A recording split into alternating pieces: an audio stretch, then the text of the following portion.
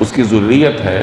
اور ابلیس اپنا تخت لگاتا ہے یومیہ بنیادوں پر، اپنی تمام تر ذریت کو جمع کرتا ہے، ان سے پوچھتا ہے کہ تم کیا کر کے لائے، تو اس کے مختلف چہلے چانٹے اس کے سامنے اپنی رپورٹ بیان کرتے ہیں۔ اتنے میں سے ایک اٹھتا ہے اور وہ کہتا ہے کہ میں نے میاں اور بیوی کے درمیان علیحدگی کروا دی۔